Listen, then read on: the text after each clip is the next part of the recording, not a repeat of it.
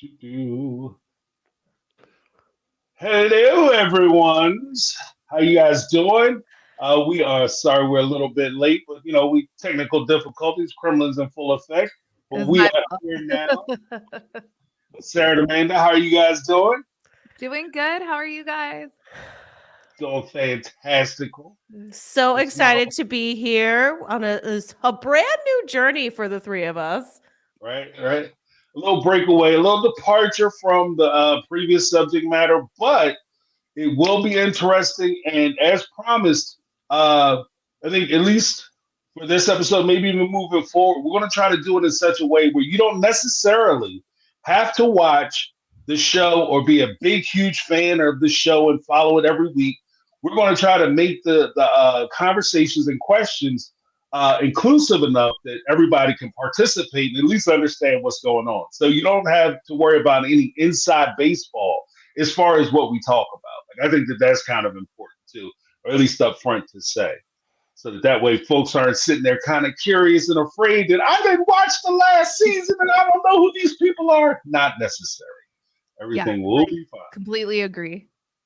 Yes, All in right. some cases we watched it so that you didn't have to. So, although I have been pleasantly surprised with what I've been watching. Isn't it just? I mean, in my opinion, because I've watched from the beginning, this show has really evolved over time. It is definitely not the same show it was season 1. Season 4 was a little, but season 5, man, these families. Yeah, hot mess families, hot mess. And what do you like, Sarah? You said that because I think that you said before that you were watching these before. So Mhm. from season one to now, can you be more specific about some of the things that you noticed that are different about like the maybe the way they approach it? Yeah, definitely. So in season 1, which is for some reason not available on Max or Discovery Plus. I think you have to go through other means, get a little creative with trying to find a place to watch it. But it was it felt to me like it was like a casting call for who was going to be the next Brown family. We had Right. two families, the Aldridges and the Brineys, who were fundamental Mormons, and I think they were both living in Utah. And actually the Aldridges, one of the wives, Vanessa, is Mitch Thompson's sister, who's Aspen's husband. So there's a connection there. And then we had the Snowdens, who were more like, there was no religious driving force. Ashley Snowden was spiritual, and she had these ties to spirituality, but it definitely wasn't the driving force behind their desire to practice polygamy. Now the show is much more focused on these families or these couples that want to live maybe alternative relationship dynamics, and it's not so much religious focused, except for, of course, the Merrifields, Right. who is just inventing a whole bunch. Well, actually, just as you mentioned that, let me see. I had pulled up some of the Merrifields folks so that we folks kind of know who we're talking about. So I pulled up some pictures. Oh, And so that's who the Merrifields are. So everybody kind of has a mental image of who we're talking about. So it's just a quick blurb. Yeah, So if yeah, I could just piggyback on what Sarah was saying, the Merrifields are the only. I mean, maybe not. They're not. They might not be the only religious couple, but they're because we have a Muslim couple on as well. But like you said, they seem to be the ones that are driven by their religion, even though are they really? But they're telling right. us that they're driven, and I wonder. To me, and I need to ask you to this because what I did is I went back and binge just the two couples that we're going to see in season 5. mhm. And then at the end of it, of course, I was like, oh, these are the two stars of the shows, is these two couples, but especially the Merrifields, because they're at the end of season 4 the most messy. Oh, Were they the stars of the show compared to the other couples? I think that they horrified people the most. Right. I mean, Yeah. what you don't get if you're just watching season 5 is that there is this whole backstory with their first wife or their first attempt at a second wife, Roberta, um, where Garrick lovingly nicknames her Tiny Wife because she's short in stature. And you look at Danielle, his current wife, and he nicknames her Big Wife or Large Wife or something. So you think getting criticized for eating nachos is bad? Imagine being referred to as Large Wife Right. all Right. the time. Right. And I think that there's even as talking about some of the history of the Merrifields, the people that we just pointed out. One of the things that has to be noted is that when they first started this relationship with Little Wife or Roberta, as they were, the Brazilian lover that Garrick had pressed upon, they had to ask the question of the K-1 visa because in order for her to come here and for them to be together, Garrick would have to legally marry Roberta. And because he had already been legally married to Danielle, the question came up about whether he should get that divorce so that he can marry Roberta.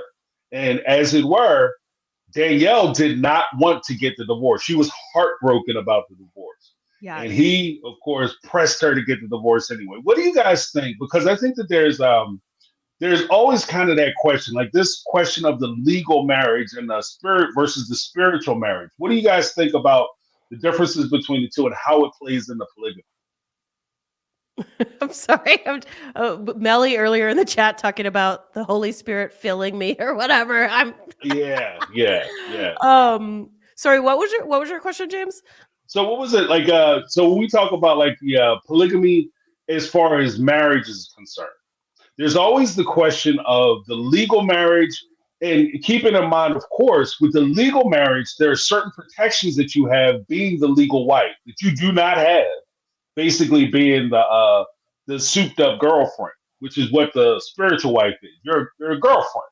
And when Garrick, at least, and it's not said in the show, when Garrick divorces Danielle, I'm thinking the way he thinks in his mindset, when he divorces Danielle, he convinces her to just sign everything that they have over to him because he's the head of the family. In which case, if she ever disagrees with his position as far as, him pursuing other women, he can turn around and say, "Get the hell out of my house." And that's that. Do we So know for sure that she did this, or are you speculating based on Oh, their this is brainwashing? They got legally divorced on the show. No. I know they got divorced, but like, do we know that she signed all the stuff over to him? Or are we assuming that? Which I believe because she seems brainwashed.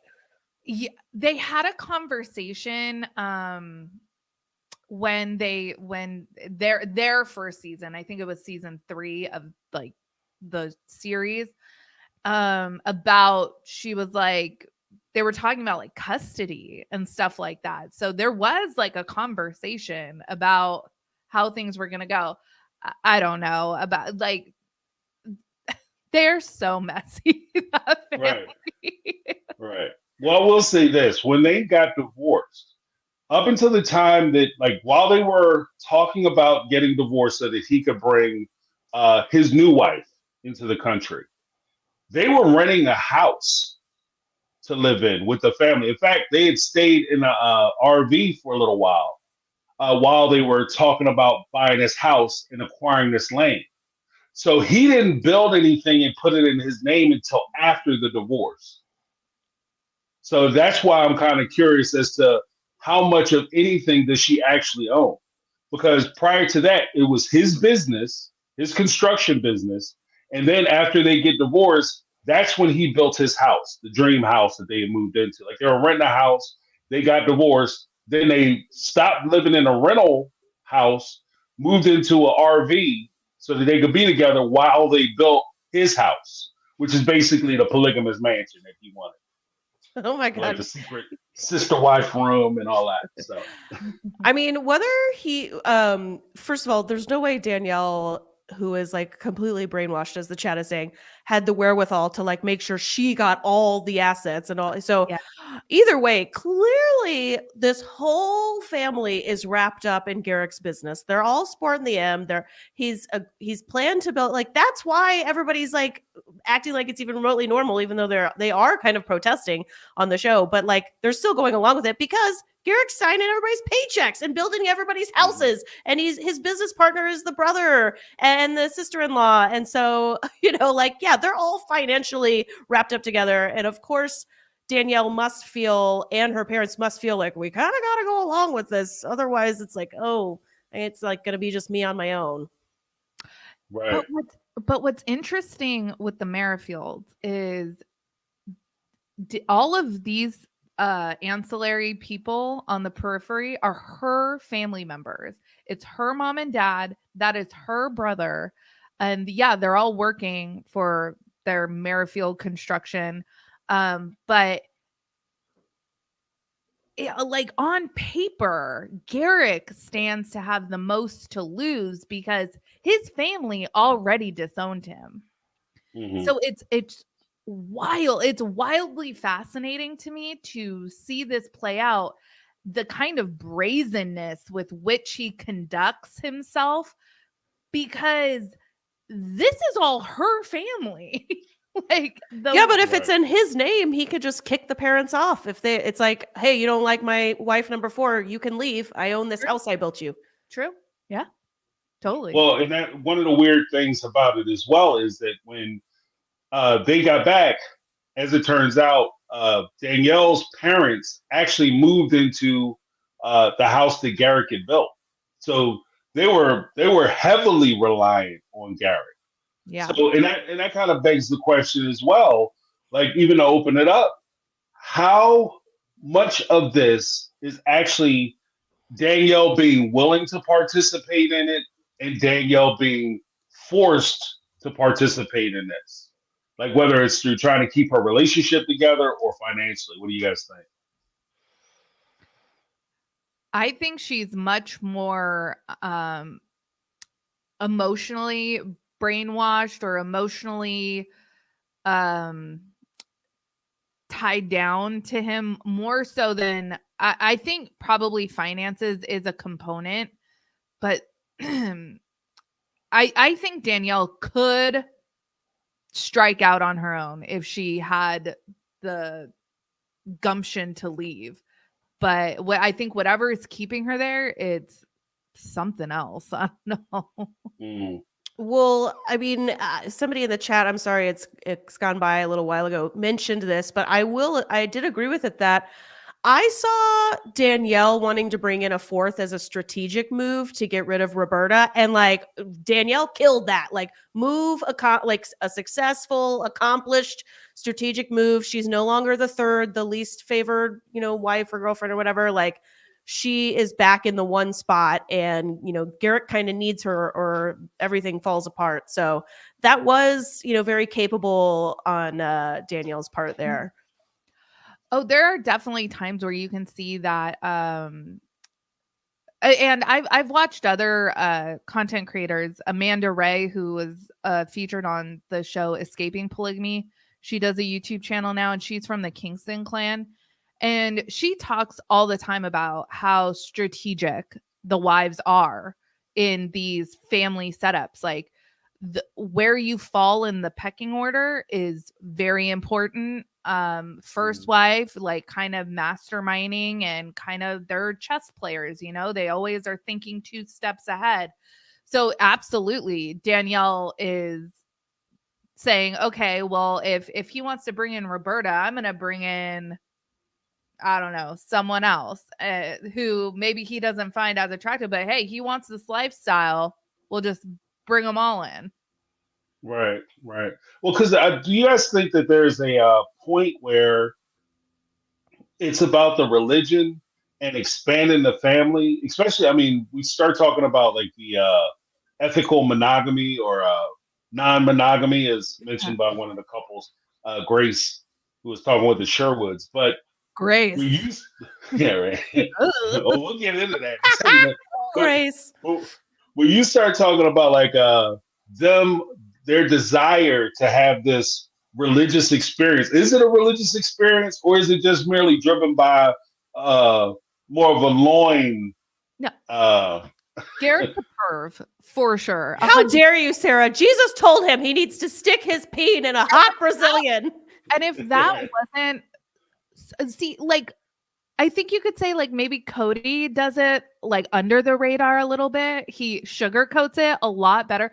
Garrick, my God, just coming out with you know that scripture that you all know that you all grew up reading? Amanda, you're a pastor's kid. I How was like, many times in Sunday school did they say, hey, you know what, Amanda? That's actually sperm we're talking about here. You know, right, parables. Parables. I was like, did they just turn prayer into a porn situation here? What is happening? Garrick is a failed cult leader, right? Like, Nick is what a successful leader who is actually charming looks like, and Garrick is like creeper failed cult leader vibes. I am right. astounded by Nick.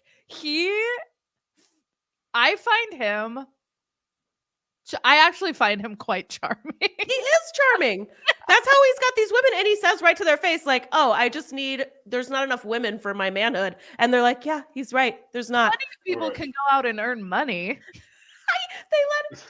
Who would think this exists, but it absolutely exists, and it's totally because like he's charming. He's so much more likable on screen than creepy Garrick is. Oh, totally. 100%. 100%. He gets dressed in his Sunday best to stay at home. Stay at home dad, babysit. stay at home think. Right. Yep. Yeah, because even with Garrick's position of, for those who don't know, there was one point where Garrick had said that he was being used by the Brazilian previously. So I was going down, I was going to bring her up. He filed for the K1 visa. She didn't get on the plane. She didn't come up.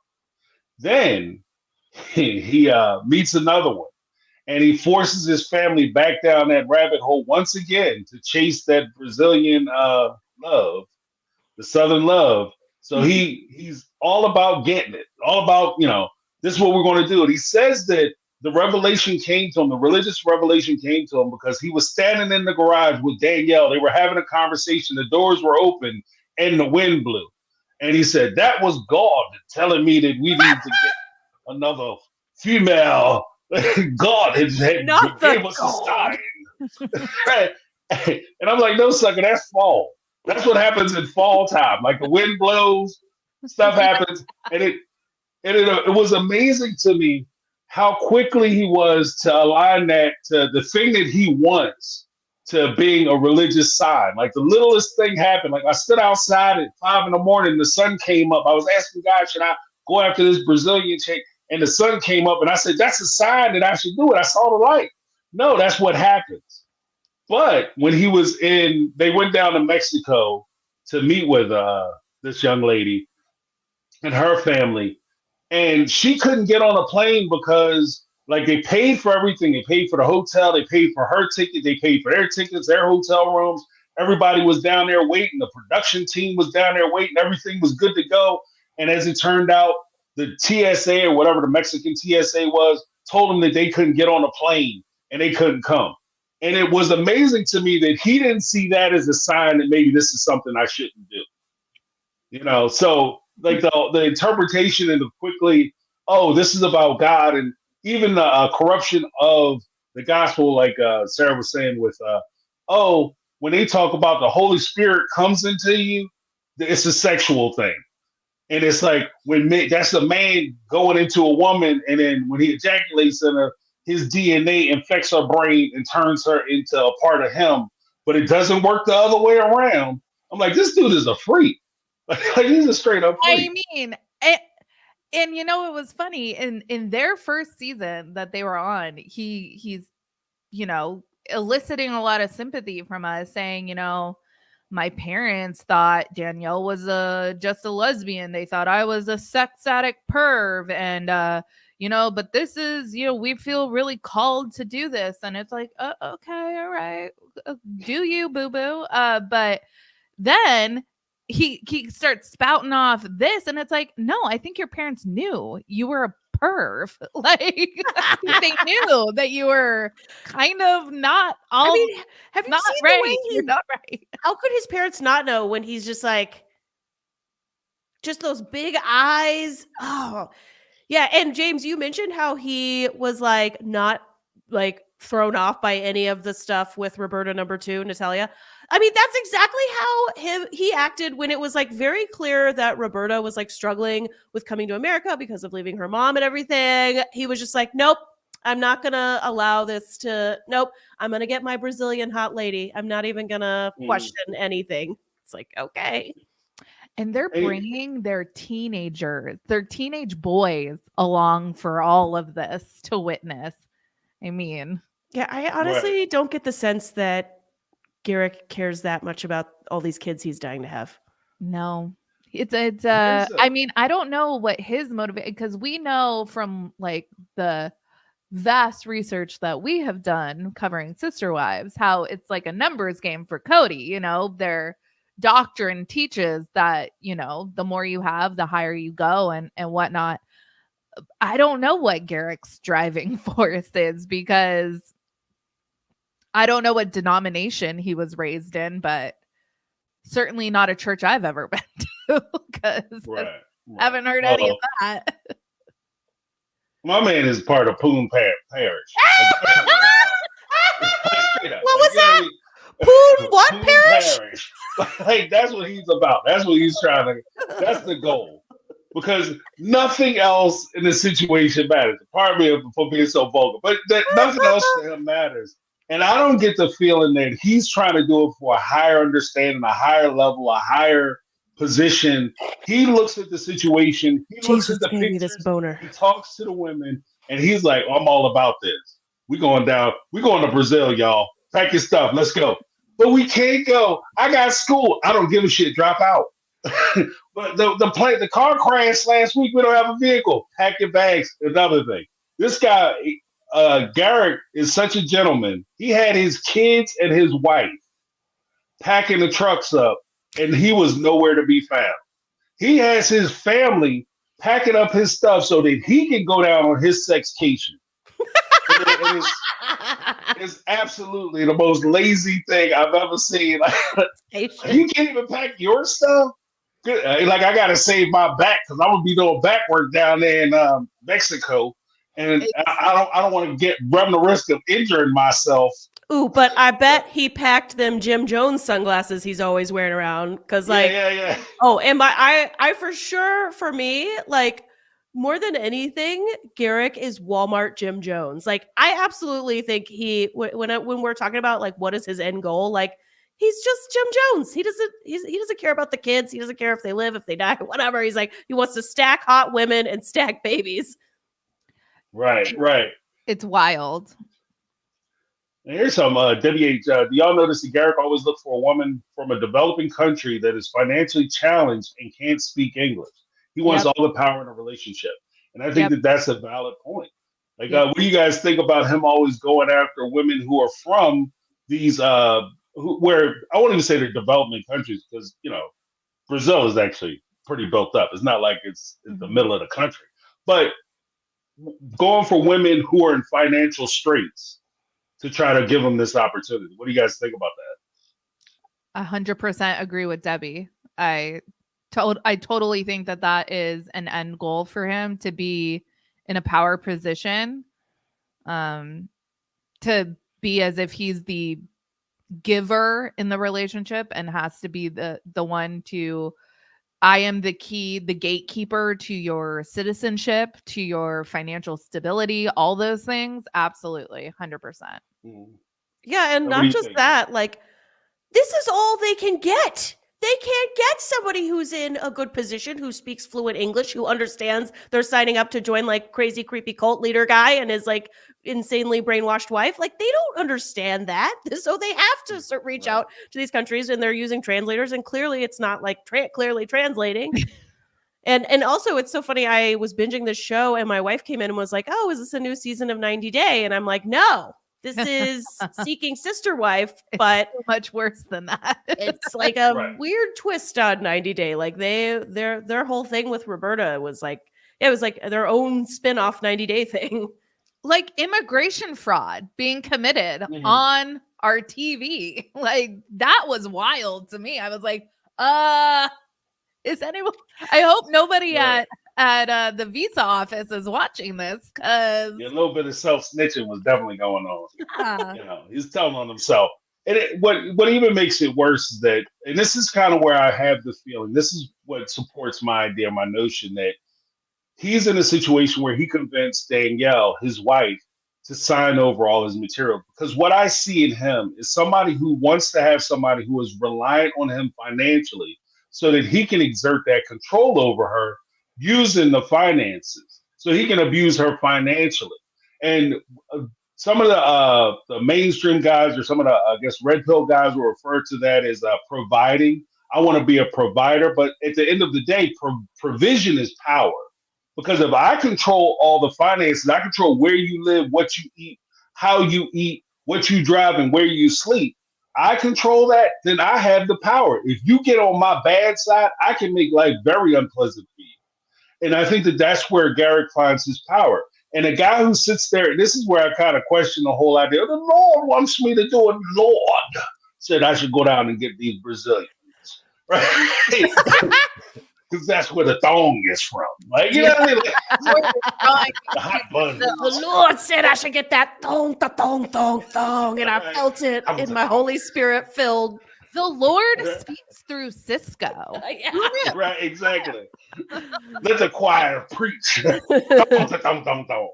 But as he's doing that, like you guys have mentioned, he seeks out women who don't speak the language. So if you don't have communication, like I thought that you would want to have strong communication, especially in a relationship where you have multiple people. The communication would be utmost importance because you want everybody to be on the same page. How the hell are you on the same page when you can't even say, "Do you know where the bathroom is?" You know what I mean? Or would you like the guys go to get something to eat? Or I'm allergic to nuts. Like you can't even tell them that. Like they give you nut milk.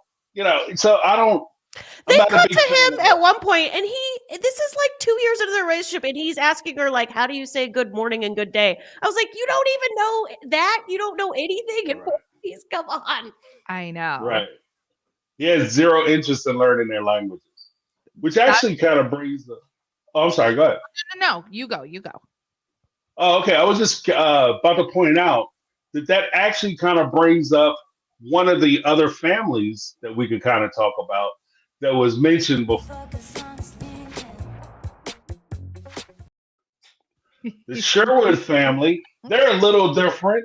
It's this is where we first heard about the whole idea of the ethical non-monogamy, where you can actually be a part of a relationship, but then step out of that relationship and nobody gets hurt. What do you guys think about the concept of you having a relationship where you can step out in this kind of free will and you know throuple or open relationships? I'm sorry, This that is was a a really general topic. flash. That was Shane and Ashley, right? Yes. Okay. Okay. Yeah, that was the one that she's actually she says she's bisexual and she's pursuing the I have a relationship lot with of the thoughts other. on this. She's looking for a Okay. sister wife for herself. Yeah, this isn't Right, right. polygamy. This is a bi chick who's never explored her women loving women side, and her husband's like, okay. Like, this isn't anything remotely close to them looking for sister wives. Yeah, you go and do you, girl. Yeah, you know what's fascinating about them is I think she's either a therapist or a psychiatrist. Like she is. Yes. We could talk about Grace and her spiritual entrepreneurship and the helping people to unblock their creativity or whatever it is that she does. But Right. Ashley actually spent like 12 years in school, she said. So Mm. I find Ashley to be really interesting, actually. But Shane is like do you know what you got yourself into here, buddy? Like, Right. He just doesn't want to admit it. Like, your wife wants to go be with women and they don't want anything to do with you. I've seen this so many times. I'm sorry. And these people, these like straight couples looking for a third, they flood the lesbian like dating sites. And Oh, I'm sorry, interesting. I'm a little biased. I have to like remove my personal bias as somebody who's like, No, tell us about it, Amanda. because they don't put a picture of themselves as a couple. It's like just some hot lady who you chat with for a while, and then she's like, "Oh yeah, by the way, I have a husband," and it's like, okay, Whoa. So they're like catfishing. Really? Yes. yeah. Yeah. Yeah, I have no problem with couples or people who do this who like are upfront about like, hey, I'm married, this way.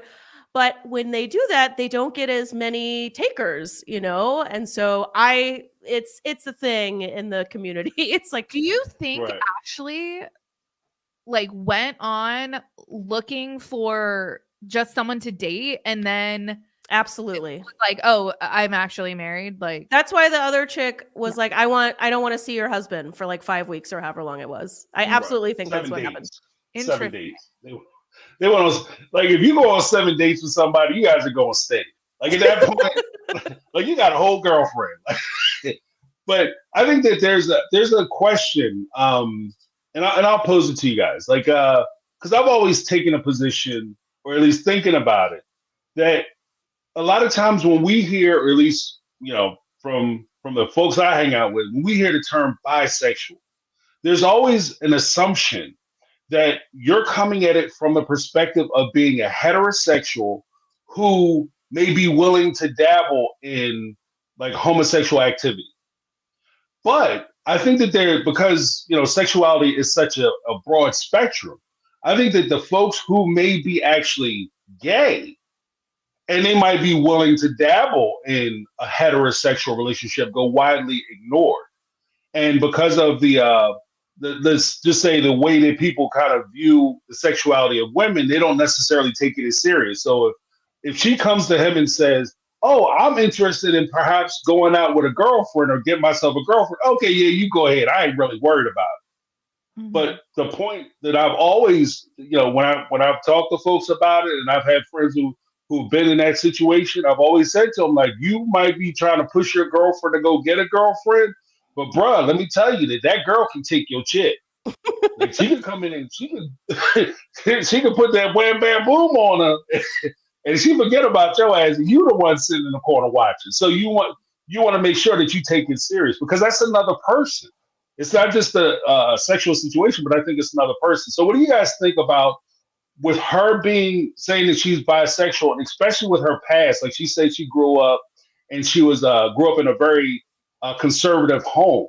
Do you guys think that there's a possibility that she actually may be closer to somebody who is queer instead of queer curious? She's actually gay, or do you think that it's just something that? Well, she's definitely queer. Like there's no, queer is like an umbrella term. She's for sure queer.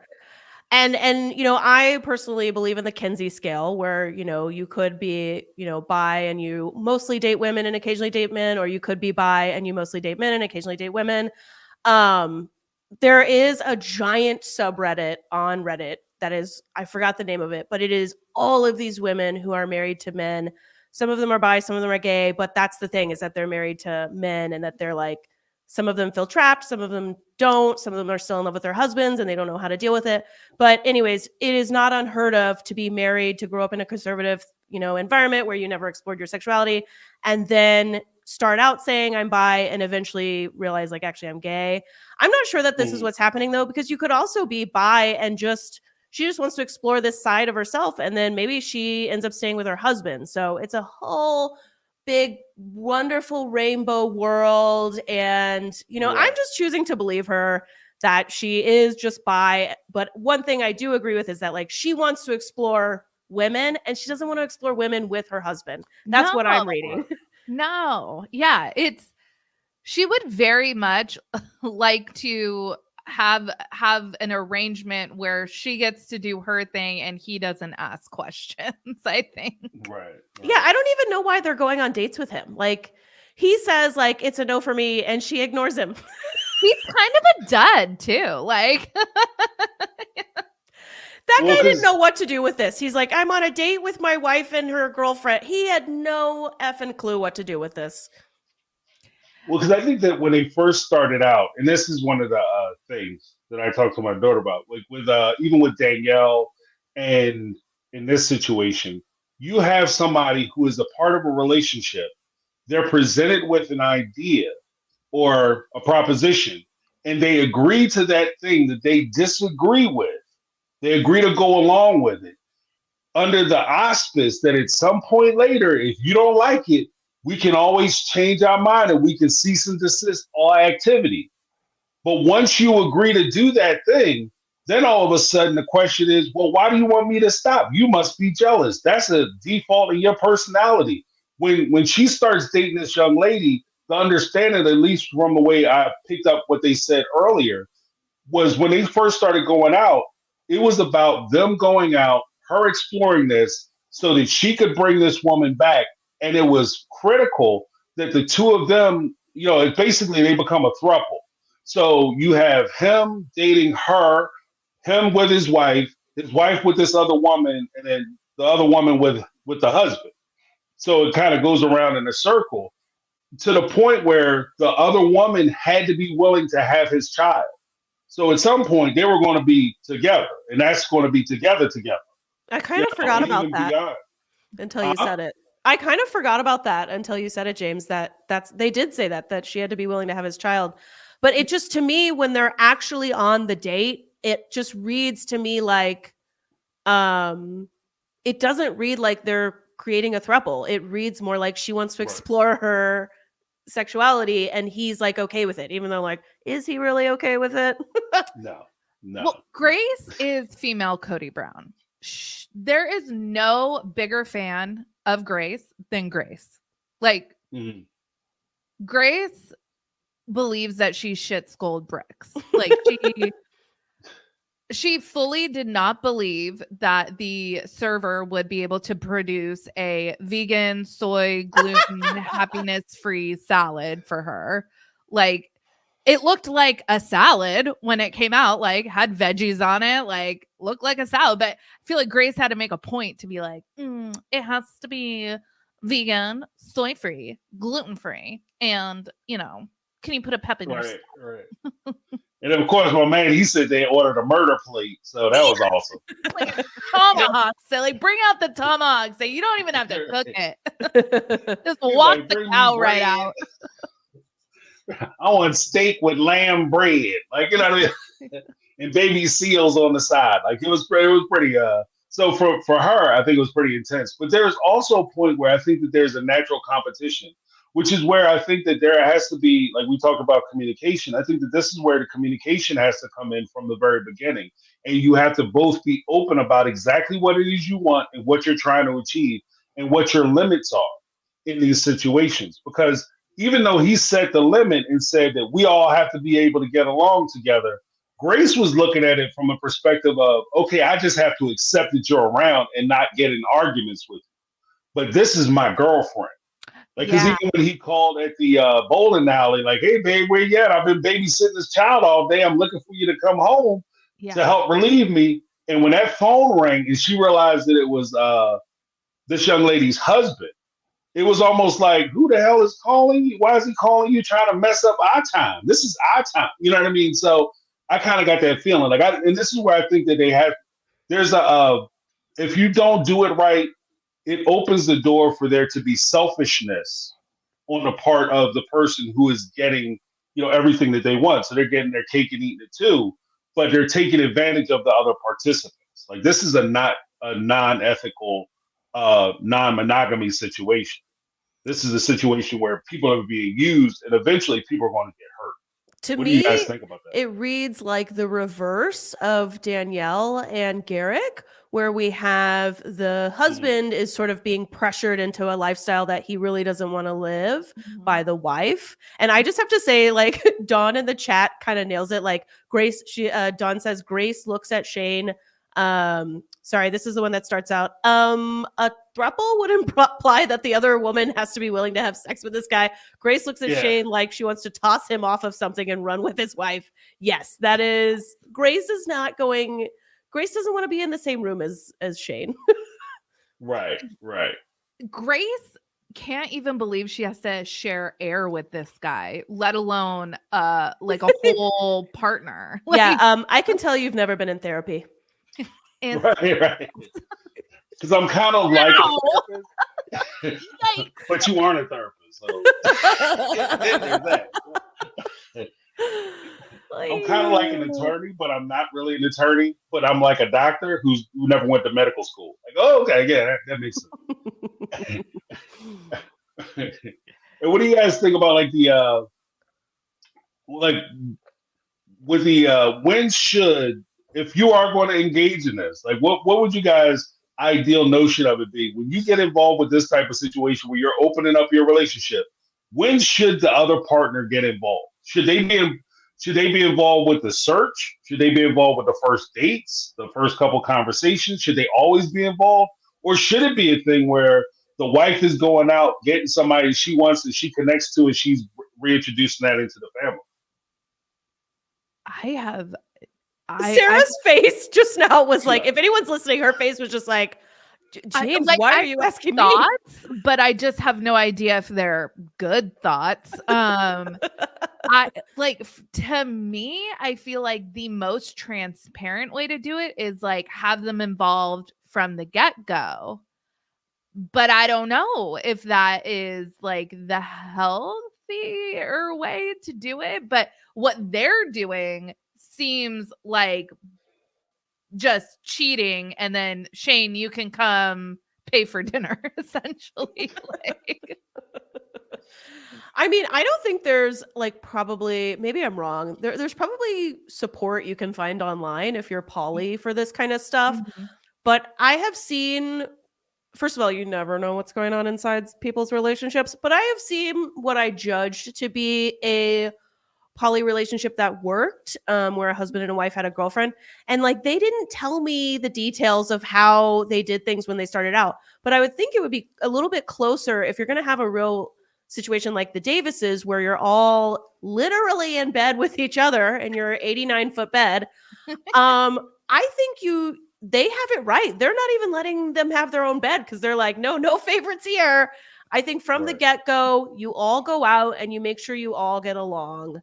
I'm flashing back to I don't know if it was this season or previous, but I remember Danielle, this is back to the Mara Fields, saying, like, what are we gonna do if he likes somebody and I don't? And I remember thinking, like, you'll still just take that lady into your family because it doesn't matter what you think, because they're the crazy family that doesn't work. If you're the functional family, you want to make sure everyone likes the person. And so you should start out all hanging out with the person. That's what I think. Right. It's fascinating when you see, especially like with the Browns, like all these spiritual testimonies that people are getting that are conflicting with other people's spiritual testimonies. So yeah, like what if the Lord is calling Garrick one way and Danielle's like, actually the Lord told me that was a big nope. Sarah, Like, Danielle hasn't learned yet to say God told me the way Garrick does. She's still in season 5 is saying, oh, my instincts are telling me this might be too soon. It's like, no, Danielle, you got to say what Garrick's saying. No, the Lord told me we need to wait. Right. What are you doing? Because Janelle would stand in those couch interviews, be like, I had a spiritual testimony, blah, blah, blah. Like Janelle knew how to go about getting what she needed, right? Like, Yeah, Danielle don't be has not afraid. learned that yet. Yeah, you got to stand up and say, well, God told me Right. the exact opposite. So what's up with that? Yeah. You know, the crazy part is that with some of these families, especially the ones that are rooting themselves in like this spirituality, especially from a perspective of the patriarchy. Like, well, if God told you that, that must be the devil because it goes against what God told me. And since I'm the prophet and God talks to me, it doesn't matter what God told me. And that's where it gets, like, to me, that's where it gets ridiculous. And even like with regard to the Merrifields, one of the things that bothered me in addition to her doing like the over sympathizing. Like, what do you guys think about that? Because there was a point where she was trying to manipulate Garrett's position by saying that she sympathizes with the pain that he went through once that first relationship broke up. So therefore, they should be very hesitant about getting into another relationship. So remember when you got hurt, the last woman we tried to date, and she really hurt you? So I don't think it's a good idea for us to get involved with the next one.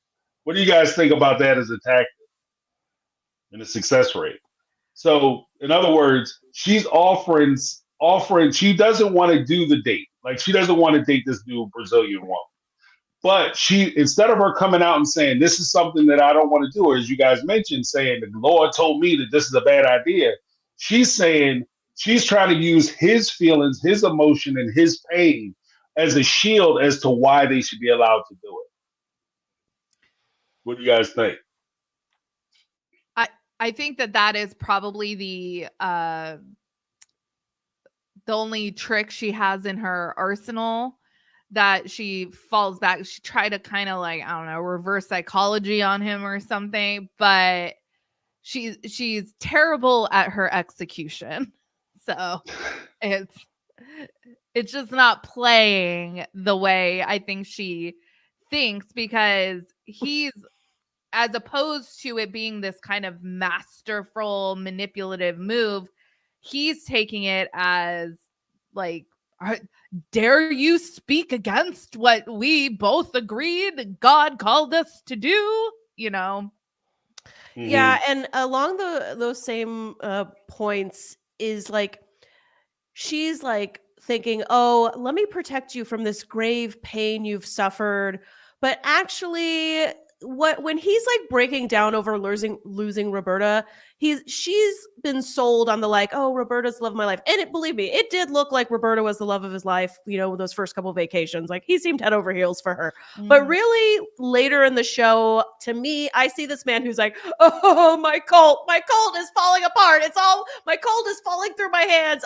I'll just go get another Brazilian. Like I'll get Roberta number 2. Like that's what she doesn't know. Like she needs to cater like she did when she successfully strategically got rid of Roberta via bringing in a 4th wife. She needs to cater to his selfish culty side, not to his like, you know, sweet, you know, he's not that sweet. You don't need to protect his, you know, right. He's not going to care about protecting his feelings because he didn't care that much. He was like, moving on, Roberta number 2. Yep. Right. Well, because I think that there's a lot there. And I think that part of the problem that she has is that she's appealing to his better nature, like you guys said, trying to convince him that this is something he shouldn't do because it's going to hurt you. So I'm a good person because I'm trying to look out for you, so we shouldn't do it. But at the same time, what that says to me is, in this dynamic of the relationship, the only opinion that matters and the only feelings that genuinely matters are the feelings that Garrick has, because those are the feelings that you're placating to. Those are the feelings that you're trying to keep in mind. Like, we got to make sure that Garrick doesn't get hurt. So we don't want to get him hurt. And this is one of the things, because she's yet to come out and say, look, this is breaking my heart. For us to do this, for us to even, for me, like to sacrifice you to ask your wife, hey, baby, would you mind sharing me with another woman? And for her to say, yeah, okay, I'm willing to do that for you, because that's who she's doing it for. She's doing it for him. And then you're going to give me a divorce from me so I can go be with another woman. For me, okay, I'll do that for you. And then for him to take all that and then not consider her feelings at all, that pretty much tells you what Garrick is about. Like you said, he's only worried about Garrick and trying to grow his flock, and more to the point, I think it's a numbers game with him. Like I think he just wants to add women because he wants the variety, not because he wants the family. And it's because it's not about family. There was one point where he and maybe you guys don't remember this, but there was a point, I think in 2 seasons ago when they first came on and they first started talking to Roberta, when they were talking about getting her pregnant, and they were saying that we're going to try to get a baby and I'm going to push a baby in her. Oh. And she hadn't received her K-1 visa approval yet. So the question came up, well, what happens if she gets pregnant and she's still down there in Brazil? And he looked his wife right in the face and said, he looked at his wife, I'm sorry for laughing, but it's ridiculous. Like, yeah. She should have cleaned the shelf on him. He looked his wife right in the face and said, "Yeah, well, I'm going to go down to Brazil because I can't have my son down there." While he's talking to the mother of two of his children, two of his sons are right there, and he's like, "I can't have my kid down there by himself without a father." What are you talking Yeah. about? Of course, I'm moving to Brazil. And that right there, that was like, Danielle, you're a non-player in this No, game. exactly. That is exactly when Danielle lost me. Okay. At first, I felt sorry for Danielle. You know, she's like a victim of this crazy culty guy, right? Yes. But when she was like, okay, after he doesn't give a shit. He's like, I'm gonna go stick a baby in this lady in Brazil. Maybe I'll leave you. Maybe I won't. Maybe you'll never see me again. Who cares? I certainly don't care about you or your circumstances. Certainly don't care about the 2 kids we already made. Whatever. Like, and she stayed. She stayed with him and she supported that. And she's choosing to be with this crazy psycho guy. It's wild. I saw in the chat, people were like, "Oh my God, Sarah, speechless. Didn't think that was possible." Like, only for the Merrifields. Like, am I like mouth agape at what I'm watching? I never thought it would get worse than him nicknaming his wife Big Wife. And that's Right. like not even a big deal.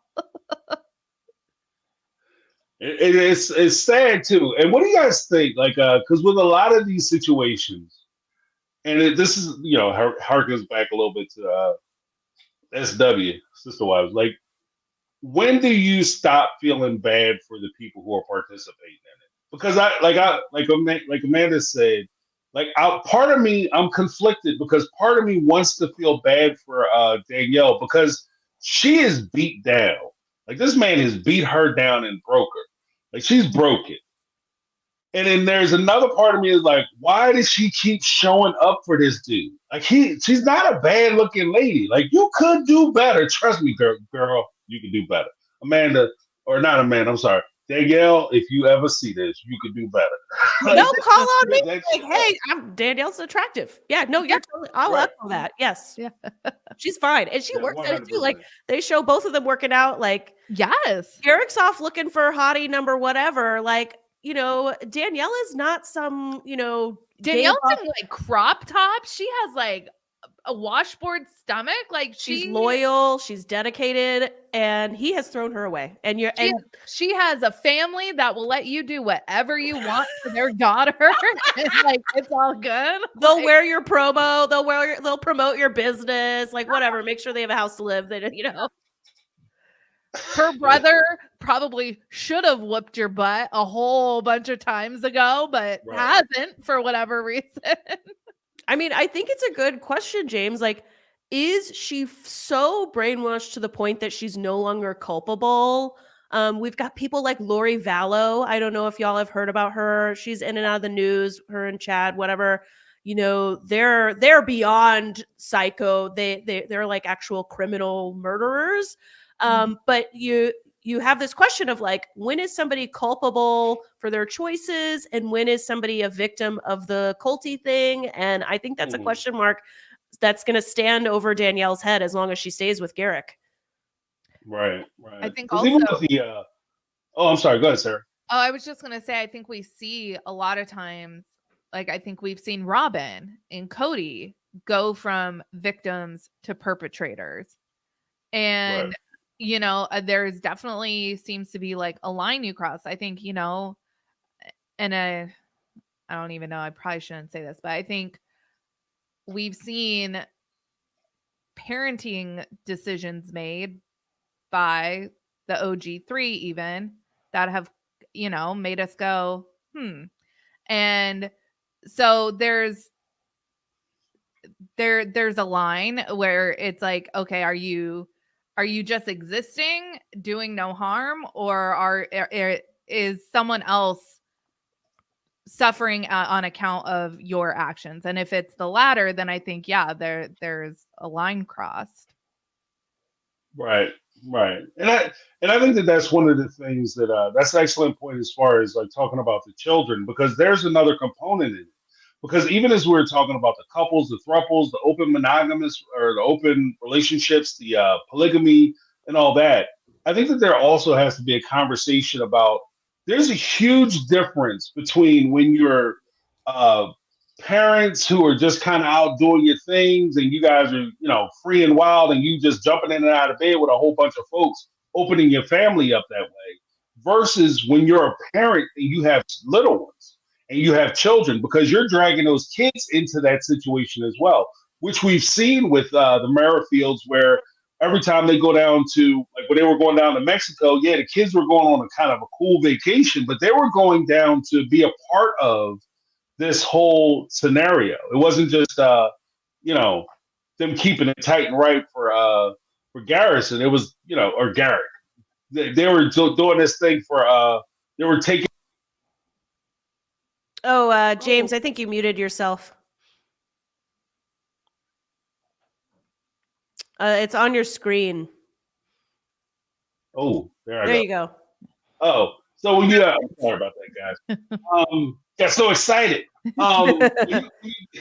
When you deal with a lot of these things, you're taking the kids down there and you're exposing them to this. And then you're getting them tied to a person that Garrick is just attracted to because he's attracted to him physically.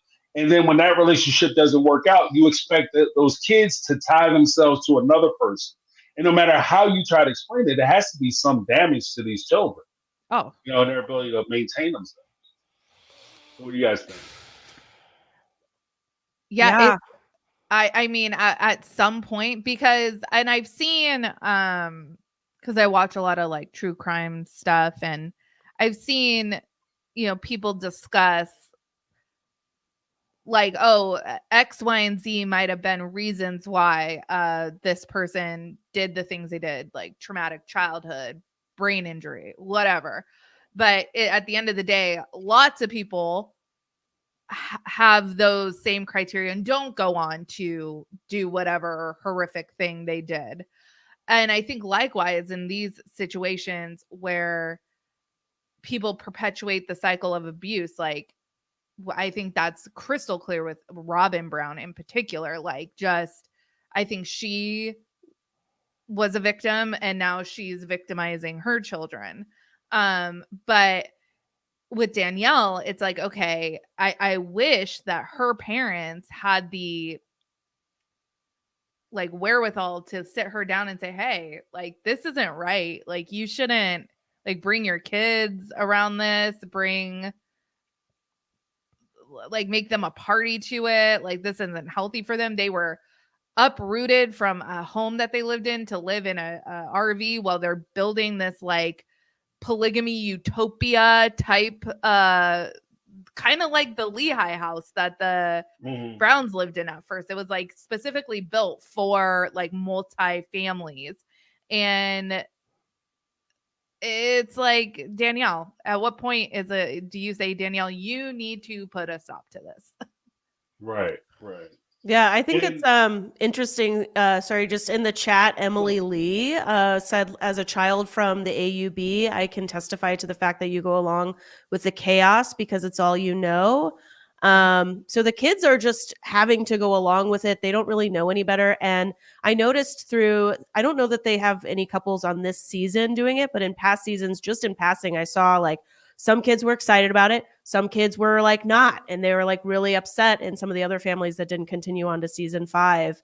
But yeah, there's no doubt that it's affecting these kids and sometimes in a negative way. And I do agree with you, Sarah, that I do think Danielle has reasons that she's doing it, but she still is responsible for those kids. And so at some point you have to maybe say it's not worth it anymore. I'm going to bring some stability to my children's lives. Yeah, because I have to imagine, like, we haven't heard anything about Garrick's family since like their introduction on the show. But it's like, did these kids just lose grandparents, aunts, uncles, like because Garrick wanted to get his pencil wet? Like, basically.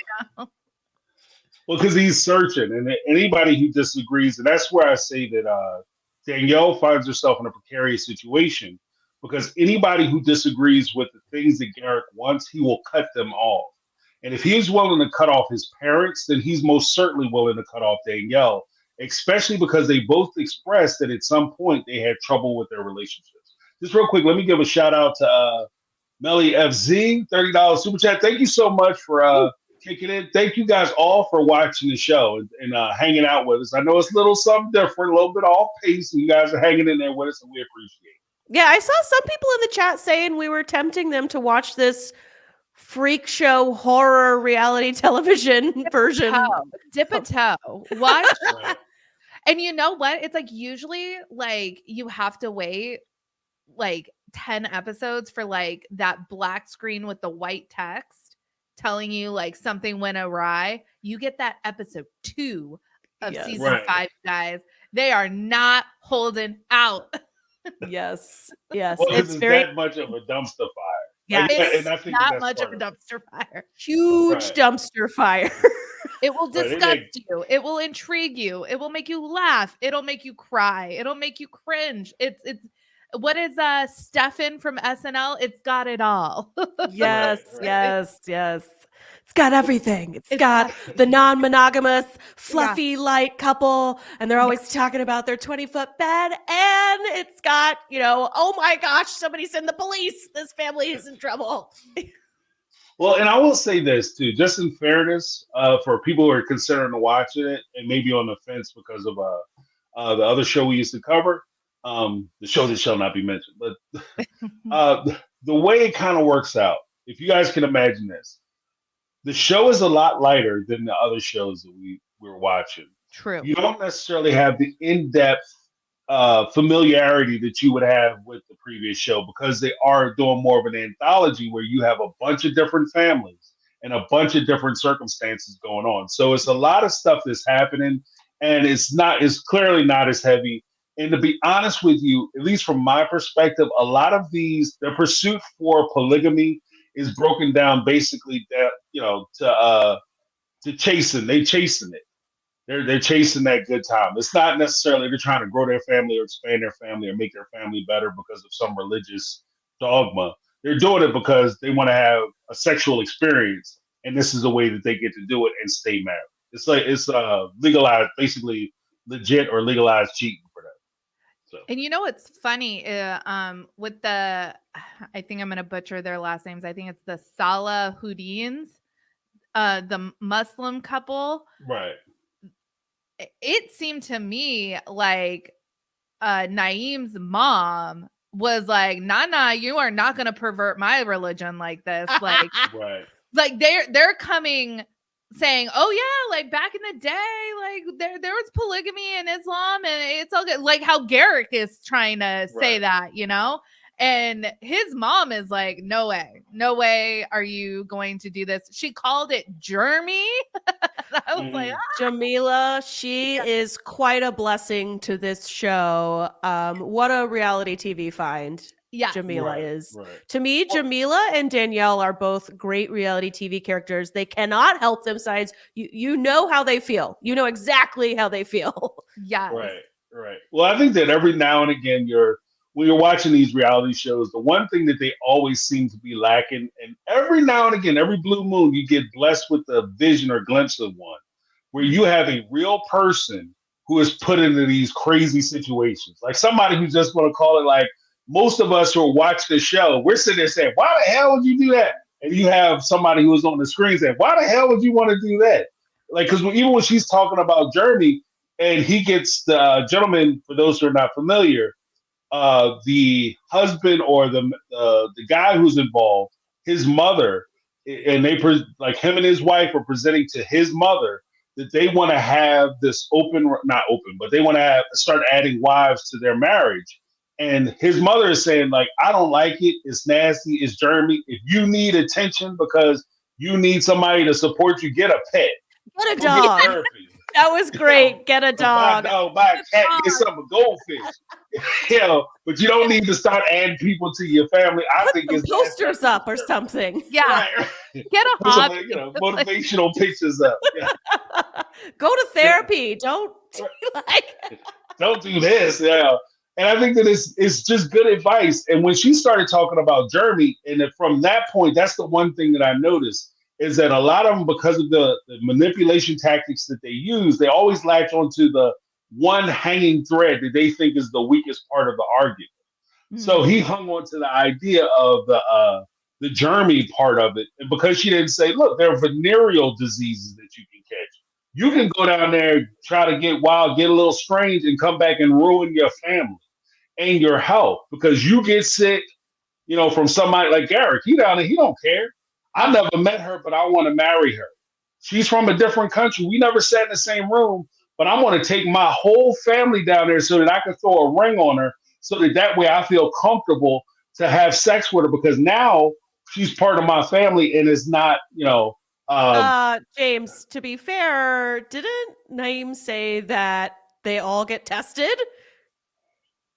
He did, right? Yeah. Didn't he say like, "Oh, everybody gets tested"? I don't know if I believe him, but he specifically was talking about getting tested for something.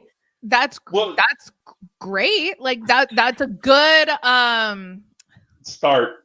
Yes, that it's a good start. Because I think that there's also the part of it. There's a hidden hand portion of it. Like when you running them streets, because you belong to the streets. When you running them streets, you got to understand the game. The game is this: you just because you get tested on Friday, it's not all good if you go out and start screwing around Friday night. If you hit the club Friday, Saturday, and Sunday night, and you going home with 3 different people, that test doesn't mean anything. And he's sitting there talking about like, we're going to be responsible and we're going to get tested. And one of the things that because like I said, I've had friends who try to, experiment with letting people into their relationship. One of the things that I always say is that when you bring another person into your relationship, you have to understand that that person is coming and they have baggage, they have hopes, dreams, aspirations, and everything else. That's a whole person. And so that person may be willing to share your girlfriend's partner or your wife's partner. But then when the two of them are sitting there and they're talking, she look at her and say, "Hey, girl, I got a man that'll tear this to pieces. We need to go check him out. I want to share my guy with you." And what's going to happen? Once you take that door off the hinges, it's off the hinges. So if just because she's messing around with these two doesn't mean that she's not messing around with somebody else or she's 100% committed to them. And that's where the mom is saying that you have to be careful. I mean, to be honest with you, you don't necessarily know when you're married that your wife isn't out doing or your husband isn't out doing things. Sometimes people find out the hard way when they get tested themselves. Yeah. At the doctor's office. Wait a second. I don't understand what's happening. I'm just ooh. Yeah, the doctor's like, it's immaculate herpes, I swear. Herpes. Well, it was one time I had to go to the bathroom. I didn't put the paper down on the seat. Like, come on, man. I got it from the toilet. Classic. If we're the OG3 when we talk about sister wives, can we be the immaculate herpes when we talk about taking sister wives? That matches how like trash this show is. Because Garrick does not know where that came from. Certainly. Right. Holy Spirit herpes, someone said. Oh my gosh. I can't believe Garrick just like destroyed the Holy Spirit with like equating it to jizz. I can't believe he. You know what? You can be like kind of religious. You could like have some knowledge of religion. I don't know if you want to get to those pearly gates and have to explain that clip. Like Garrick is about to do the ultimate look back episode and go, God is going to be like, Garrick, you want to explain this one? He's going to be like, yeah. So what I meant was, why don't you come over and talk to Garrick? Because apparently he put words in your mouth, and I just want him to explain to you what you meant. I want to hear from the pastor that is giving counsel to this guy. Yes. And does that pastor know he's like gone on his own side Christian polygamy journey? Yes. He said, get over it. But even then, Garrick was down there messing, because that's a good point too. Garrick was down there messing with Roberta. They hadn't seen each other for months at a time. She's down there doing her thing. And then he's down there trying to make a baby with her, which implies to me that they're not being safe. So the whole idea of like, we're practicing stuff because we're adults, and of course we know the consequences. Apparently not. No. Just real quick, sarcasm for fun. $20. We just need some humor to help us during this time. All three of you have been so funny tonight. So thank you. Like all three channels, love. I might just watch and catch up. Oh, shucks. You're the Sarcasm best on different sarcasm. toe. Thank you, sarcasm. And of course, Kathy Ferran, the dog is cheaper.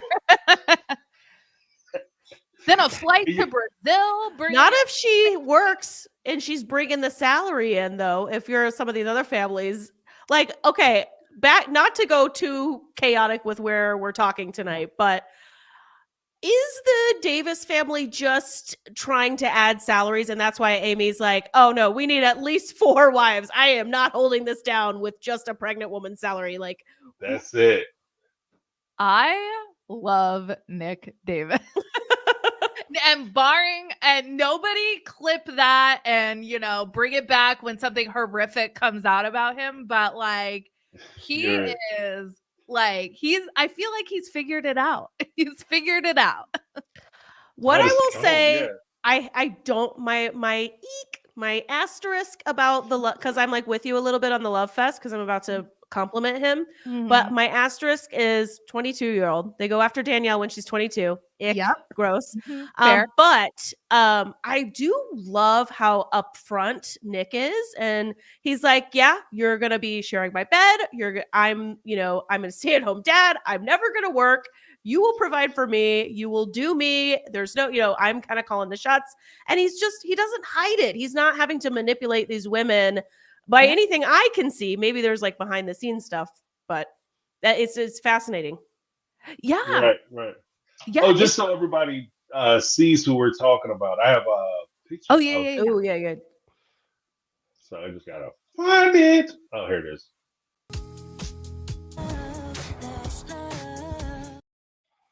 Yeah, just quick. I try to get pictures, but the new program won't let me do it. So that's what they look like. It's so cute. Vera. Yeah. Oh yeah, So very cute baby.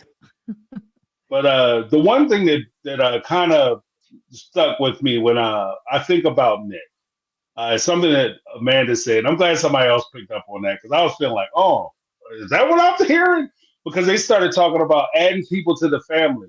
And now, normally, when people say we want to add people to the family, they talk in terms of I'm looking to grow my family. I want to grow my family. I want to make my family larger. When Nick started talking about it with the one wife, I think her name is not Danielle, Lisa or whatever, Jennifer. When he started, the pregnant when he one? started talking, I'm sorry. Sorry, the one who just had a baby is Jennifer.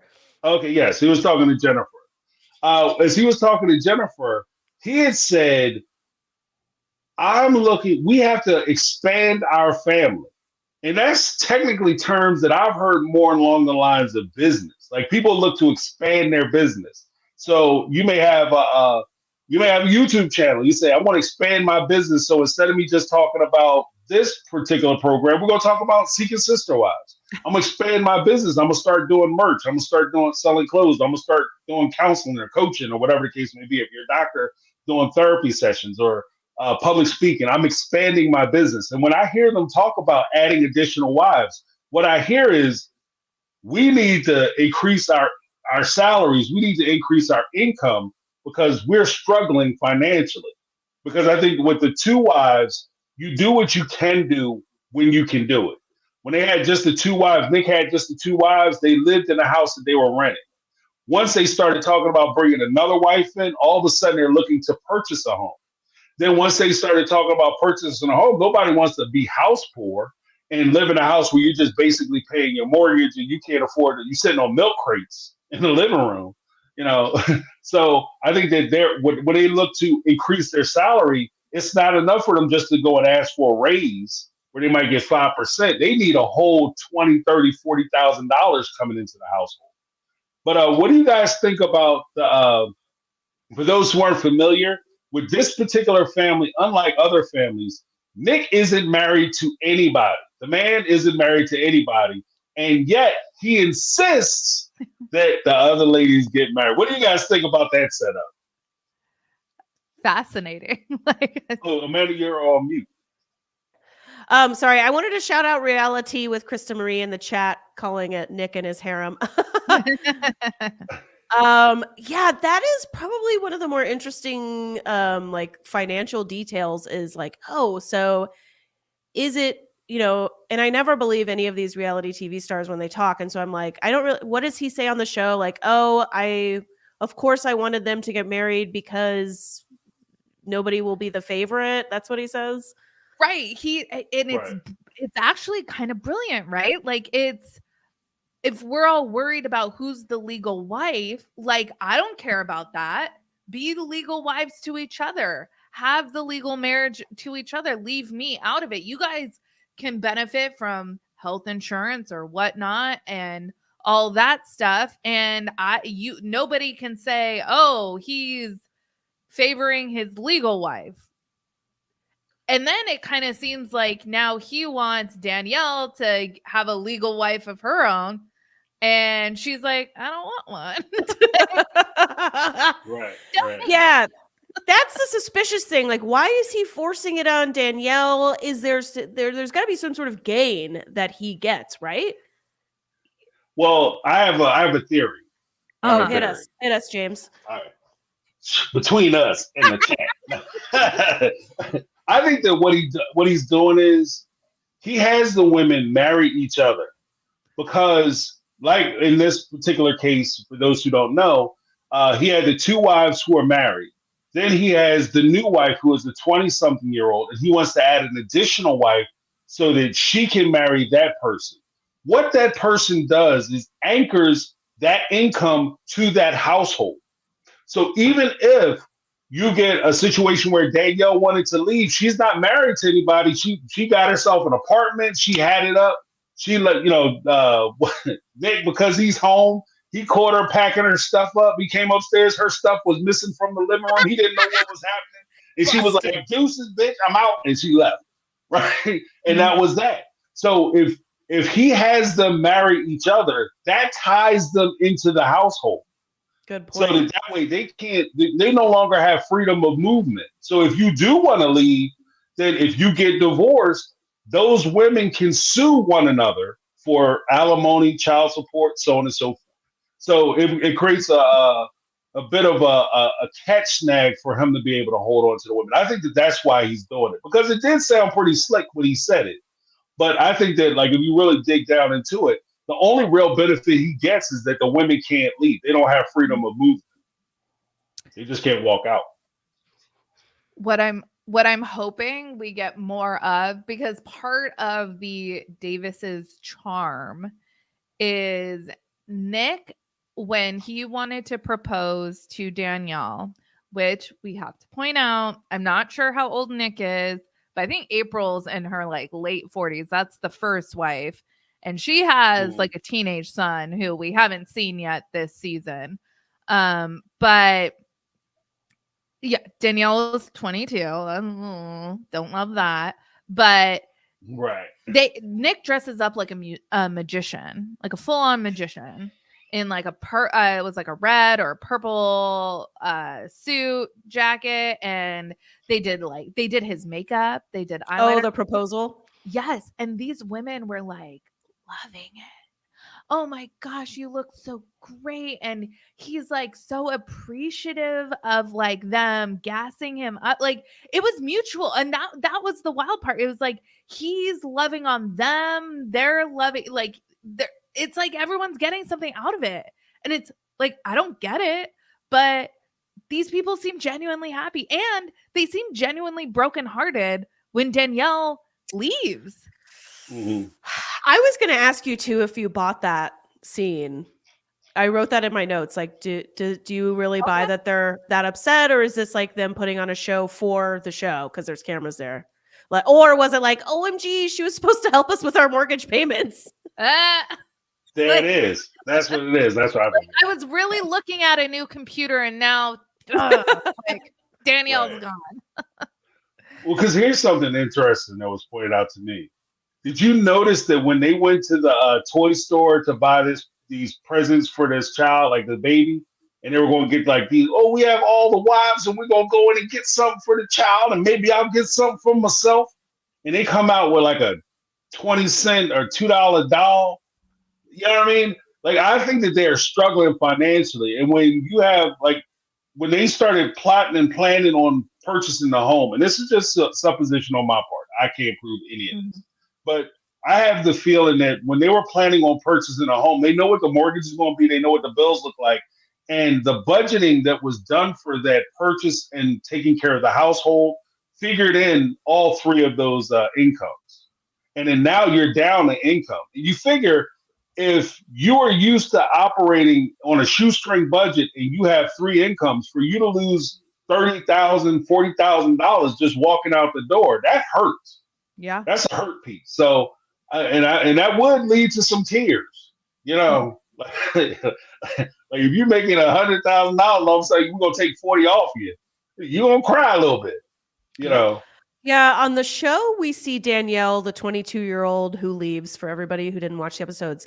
We see, and sorry, this must be confusing for people who don't watch because there's two separate Danielles. And they're both like important, at least right now. But so when the Davis is Danielle, when the young Danielle, when we see her crying, like, oh, I'm upset. Like, I don't know.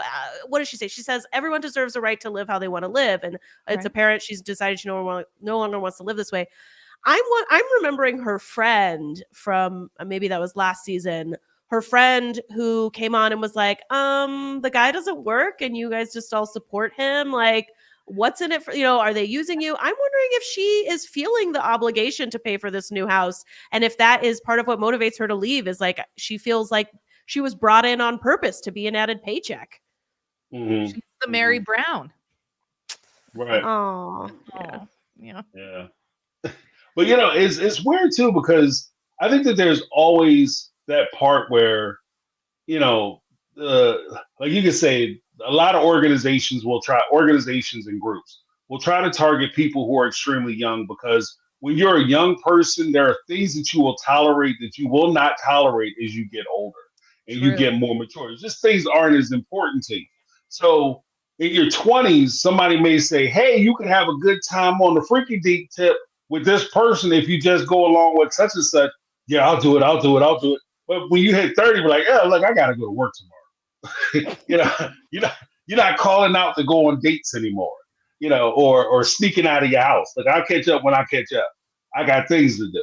And I think that she's kind of turning that corner where the excitement of being a part of this big family relationship where we all get in the bed together and it's all fabulous and wonderful, the newness and curiosity of that experience, I think, for Danielle, or this woman that's a part of the family we just were talking about, for the young girl, I think that newness is wearing off. And so the triviality of her saying, I want to be a part of this big family and jumping in and out of bed, and we all sleep in the same big, huge mattress together because it's amazing and make him feel great. That's kind of getting tired. Plus, there's also the real fact of, if you're going to work every day and you're leaving your husband at home, you're going to feel a certain kind of way about it. Yeah, Donna in the chat said at least one Danielle came to her senses. Yeah, right. One woke up. Teresa Skinner, $49 super chat, super sticker. Thank you so much. Awesome. But yeah, what did you have to say, Amanda or Sarah? I'm sorry. Oh, I would know. I was listening to what you were saying. It's the Davises. It's so interesting because with all these other couples, we see like someone who's miserable, someone who's not benefiting, right, from the situation. And it's like, I'm looking for that and I'm questioning, is this for real? Like, are you guys for real? Because this can't be for real. You're all sleeping in one bed. Like, what? But they're like loving it. And I don't get it, but I don't hate it. Sarah, don't you love having to crawl into a bed from the end in between bodies? There's no way I wouldn't be an end. Like, I'm the end. I'm not laying in the middle. Yeah, that's the bitch seat. Like, who is it? Whoever makes the most money gets the ends, because they're like, I gotta wake up and go to work. Like, how do they decide who gets to go where? I mean, obviously Nick said that he's in the middle, but you're right. Like, there's no way I would never be one of the inside people. No. And maybe that's Danielle's gripe. She's like, you know what? I'm 24. I just want a respectable full and like, get me some Target sheets. And Yeah. she's not asking for a lot, Maybe that's what did it for her. She was like, I just can't take the bed She situation. doesn't I want to just have to go to the boom boom room for some peace and quiet. You know what I mean? Right. they're not washing those sheets every time they have sex. Like, there's no way. There's no way. That would be that. I And mean, the way they made it seem like he sleeps with him constantly. Those sheets are filled with the Holy Spirit jizz. I was gonna Right. say, I It's would getting in rather the sleep in DNA. that bed than in anything with Garrick. Right. Well, there is a point too where he said, because there's a couple things that Nick said that didn't throw me. He said that, well, when it comes to my relationship with these women, because he always tries to get deep, it's like the solar system and the sun. They Oh, all yes. revolve around the sun, Yes. and they're all at equal distance, but they always get what they need so that they can maintain their orbit. So basically, he's saying, I give them just enough to where they aren't going to go anywhere. Like that's the translation. And when he thinks about the boom boom room, I can see a situation like, don't call it that, call it the sex room or whatever, the safe space or whatever, sexy space. Look, I can see a situation where some of the women like, okay, I'm going to go sleep in the other room. Okay, I'll come and join you. No, No. tonight I will be by myself. I need some peace and quiet. I need to not crawl over people. I need to not have nobody like this one need to cut her damn toenails because she's killing my legs. Can you imagine a bed full of like 5-6 farts? It's just that's too much. Right. Too much. My husband The Dutch and I oven have will a kill you. split king, so we're technically in two twins that are pushed together. And it, like when we go on vacation, we always get a hotel room that's 2 queen beds, and we sleep separately because Okay. we say we like to be alone together. Love So this bed situation is like my worst nightmare. Like that is like too so much many going on. people. No, same. Anybody that's like, I'm a mover. I twist and turn all night. I have to constantly change positions. Like, are you kidding me? No, I would feel so And then, trapped. Vera is probably getting in the bed, like, and she's probably taking up the most space because kids always take up the most space. Yeah, they lay sideways. Yeah, they sleep sideways. They sleep like right in your armpit, and like, yeah, they just love getting in all the nooks. So, oh my god, worst nightmare. Right. Right. Oster with $5 super chat. The one huge bed creeps me out. I'm with you. The one huge bed is too much. I could never do it. And the logistics of it will bother me because at some point, if you're on the inside, you never really get to get out from under the covers. Like, how do you get out from the covers? So everybody is all warm and snuggled in, and here you go. Like, I gotta go to the bathroom, and all of a sudden, the cold air wipes the whole bed out.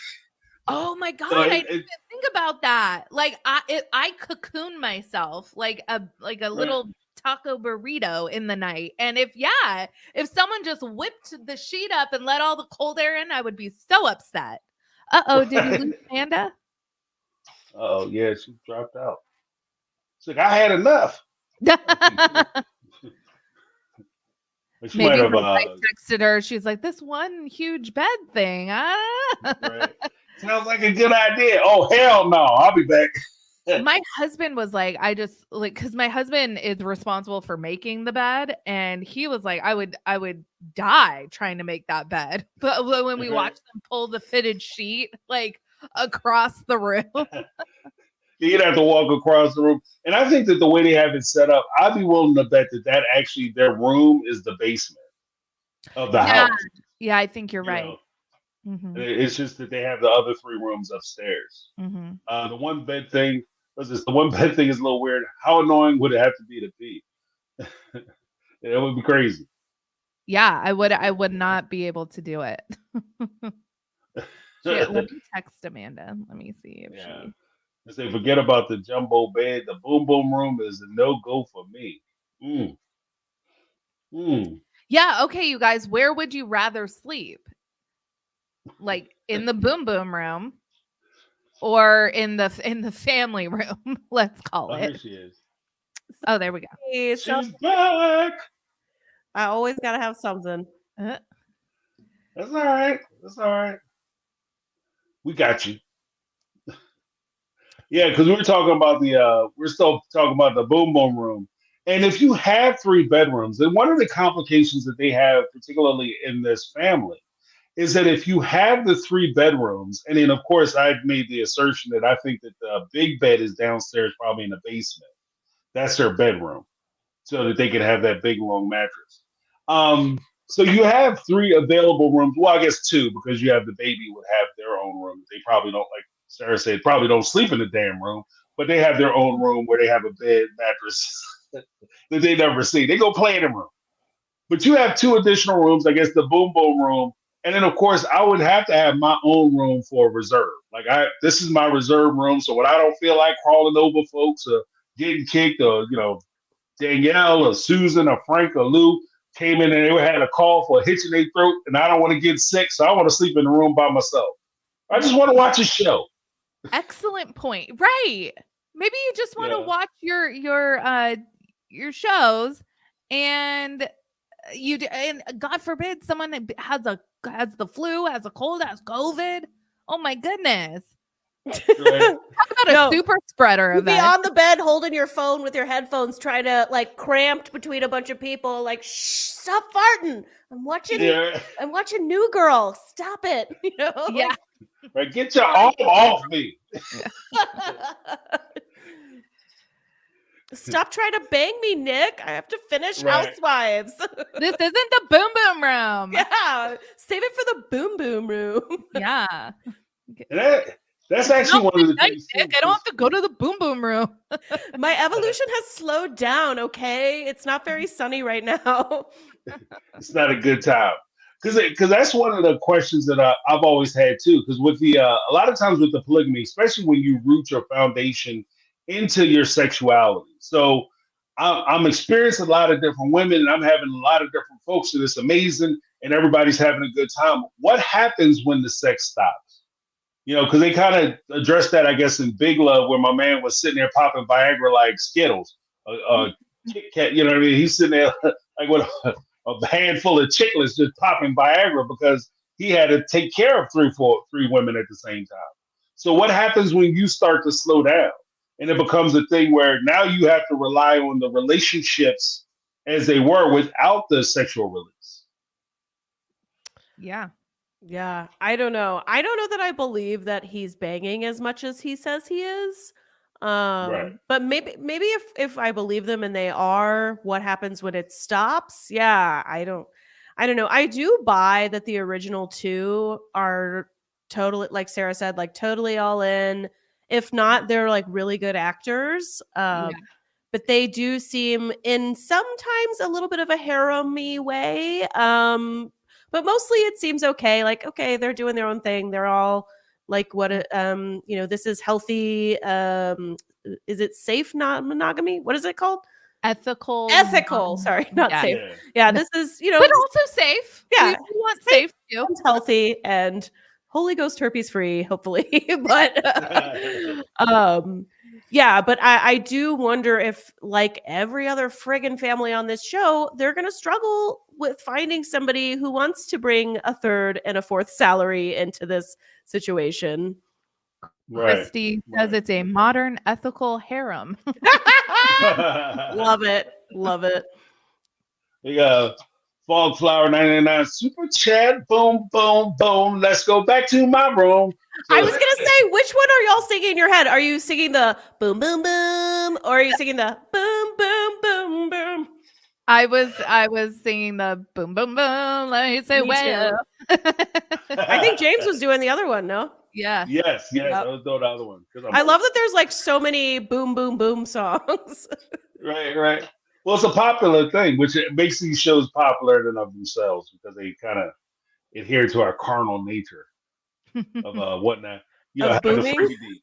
Yeah. Because I think that the way Nick's situation works out, the first wife, because this is why he says not everybody is at a different proximity as far as like the time and attention that they receive. Because even in his first appearance in the first season that they appeared, they had kind of expressed that the first wife doesn't get as much attention, whereas the second wife, she was kind of always pawing at the one that had the baby. She was always kind of pawing at him and always like, they would, even when he slept with the older wife, because they were supposed to be sleeping in a room together, he would creep off with they would all be in the bed together. He would creep off with the second wife and go do their thing and then come back and get in the bed with them. She always seemed like the favorite to me, even when Danielle was in the picture. I was like, oh, wife number 2, totally the fave. He's loving that. And then that's where I think that Danielle's experiencing problems too, because he would express himself heavily with the second wife. But because she had the baby and she may have been spending more time with the child and she was distracted away and her time was more occupied. So the third wife is getting a lot of attention. And now an additional part of the complication that she's having as far as bringing another wife in is that she's looking at the perspective of, okay, the second wife is back in play now. She's trying to get her time in. And so my time that I used to get is being shrunk down, is diminished. And we're talking about bringing somebody else in. When am I going to get my wheels rotating? Like I can't get into the cipher anymore. And I'm going to get less time. And I think that that's one of the things that you have to consider is, you're kind of getting into these types of relationships. What happens when it does slow down for you? And are you going to be okay with him finding a new toy and being super excited about this one and maybe can't perform with you, even with the pharmaceutical assistance?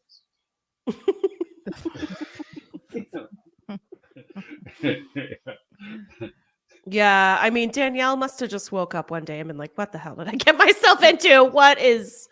I got to get out of there. Because, like, clearly she's not telling anybody else, any of the Davis families. Like, her sister wives don't know. Nick doesn't know. Nick, like you said earlier, like, Nick busts her moving out. She's, like, trying to do it in secret. Yeah. I mean, poor Danielle. But thank God. And I'm taking the plants. Yeah. Right. Hey, where the plants at? The air ain't as fresh. Yeah. Well, my other favorite part of this particular guy is that he has these 3 women. They have full-time jobs. He stays at home, and he went as far as to say something to the effect of, well, I don't want to waste my life out there wage earning when I could be doing more productive things like sitting at home, thinking deep thoughts and trying to enjoy this thing called life. Like, what the? Like, are you serious? We got enough. You might be thinking that, but you don't ever say that in front of the women who got to get up at 6 o'clock in the morning and go to work. Yeah. But he's giving his valuable contribution of thinking. The amount of times that they all are like, he's got to do his thinking. He's got, he may not be working, but he is thinking. I'm like, what is that? That's nothing. That's not a thing. What is he, a philosopher? Like, I mean, that's how they treat him. Right, they exactly. treat him like he is, like, they are in awe to be in his presence. Paul the Baptist or something. Yeah, like, yeah. It is. I don't look at my husband.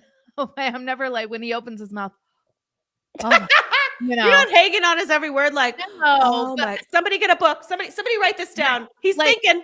Is everyone listening? Like, they cried last season. Like, April cried. Like, we're just so lucky to, like, be able to have him just tell us all the things he thinks about. Wow. And again, it goes right back to, like, the charisma just pouring out of it. Like to have, not only does he have these women and they're working and they're whatever, and they let him do whatever he wants, but they're, like you said, they're just hanging off his every word. You know, it's wild. Right. In a way, I mean, I get it. Like, everybody likes to be admired. Everybody likes to be loved and appreciated. But there's a point where it just becomes downright creepy. And it would, like, for me, it would make me feel uncomfortable. You know what I mean? Like, it would, well, tell me what you think. Like, all right, now, slow down. What do you think? I don't care what I think. Just tell me what you think, because you're amazing. Like, and even the thoughts that he has, like, he does a lot of circular thinking. So it's, even the points that he makes, it'll be non sequitur points. So he'll say a bunch of things, but the things that he says doesn't really add up to much. It doesn't really answer any of the questions that anybody's answering. It sounds philosophical and pretty, but he's not really saying much. Like, oh, the whole planet thing. Like, basically, you're saying that you spend enough time with each woman to keep her in play, but you're not really trying to focus on her, and you're certainly agreeing to the fact that you're not spending equal time with any of these women because he doesn't have the setup that I think a lot of us are more familiar with, where the women get the rotation. They each get their own night. He's basically saying, I go with who I feel like being with at the time, and they get the attention that I feel they deserve, which is a completely, you know, selfish and small minded thing to say. So he doesn't say it that way. He uses the whole planetary rotation thing. Mhm. Um, oh, I did have a question about the like with the whole idea of polygamy. I've heard a lot of these families and a lot of these couples, they'll talk about the logic. They'll use the logic of these types of relationships. So they'll approach it almost from the form of like, we logically are going to stay in communication and we're going to do bop, bop, bop, bop, bop. And that's how this is going to work. And they forget about the emotional component that's involved with these people because they're people. They're going to feel jealousy, envy. They're going to want time. They're going to be selfish. They're going to want to stop this stuff from happening and take different positions. What do you guys think about the idea of them using a logic as a form? Is it a form of manipulation, or are they genuine about it? Or are they serious about it? Do you understand what I'm asking, or no? Are you asking about Nick specifically, or? Well, any of them, because all of them kind of have their instances where they use logical explanations as to why they should be able to do the thing that they want to do. So, Mhm. like for instance, with Nick, it's I should be able to stay home because basically I have to rest up because I have to pleasure these three women, and as we add more women, I got to get my rest because I can't be out fiddling around at work and then come home and be able to perform when it comes time to the boom boom room. With the Merrifields, he used the idea of, well, logically, if we bring another woman in, you can't be jealous. You can't be feeling a certain kind of way because this is what God asked us to do. And logically, if this is what God asked us to do, we just need to figure a way to do it and accept that this is our lot in life, as opposed to you feeling the emotion of jealousy and trying to get me to not do this thing. And then I you're don't think Garrick is genuine at all. I see like a cold-blooded snake inside his eyes, Mhm. and I don't even think he believes what he's saying. To be honest, I think he's like, there's maybe even some awareness. Like, I don't think he buys his own lies, but I think he would never like say that in front of the cameras, obviously, because he's Yeah. committed so hard. And with Nick, I mean, you know, I think he maybe buys his own stuff. I think he really sees himself as a thinker, and I really do think he thinks like he's adding value to these ladies' wife, and I don't blame him because that's how the ladies act. So, Mhm. yeah. And with who are our other couples? I think there is some awareness on Naeem's side. I don't know that he is totally genuine, and I think his mom is calling him out and is like, Mhm. you when she's like, "Oh, of course you don't mind." Like, I think she Right. knows her right. son is like just so thrilled to be able to keep his wife and that stability, and also go plant his, what do we call it? His dipstick in the oil or whatever Yeah. of another field. So yeah. Right. What do you think, Sarah? I don't think there's anything genuine about Garrick. Garrick reminds me of like an AI glitch. Like he, with several, I mean, one couple we just haven't even met yet at all. Naeem right. and the Salahuddins that we've like barely met them. So, I'm cautious. I'm reserving judgment until we learn more about, because their little blurb on TLC says that it's is her name Nyla? Uh, Nyla? let's see. I had it I written don't down. know. Don't give me the line. I'm totally butchering it, but I didn't think it that was pronounced the way it was spelled. But yeah, it was something like Nyla or something like that. okay.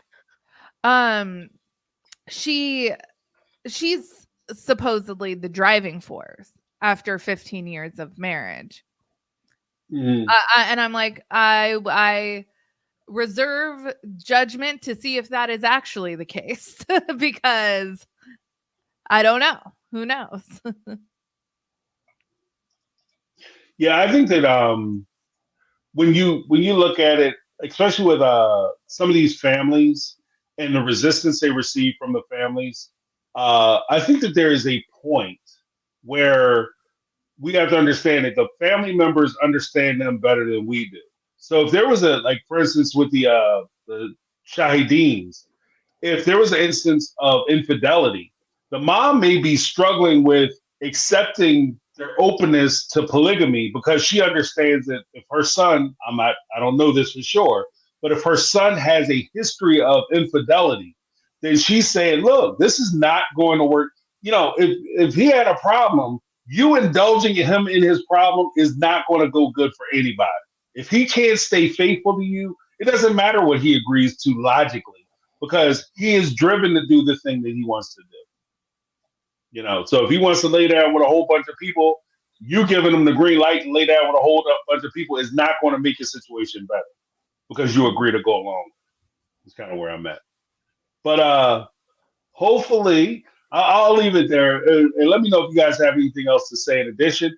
But I appreciate everybody coming out, spending time with us for this particular show. And I know that a lot of you, like I said, don't watch the show and probably like, what the hell do they talk about? This one and that one, and they pulling these people up. The show is crazy, y'all. It's crazy. It's definitely worth a watch. It's definitely, yeah, like I said, it's nowhere near as heavy as the previous programs that we were watching or covering. It's a lot lighter. It's a lot more ridiculous in nature. And I think a lot of folks would get into it if they actually took the time to actually spend time watching it. Did you guys have anything to say in closing?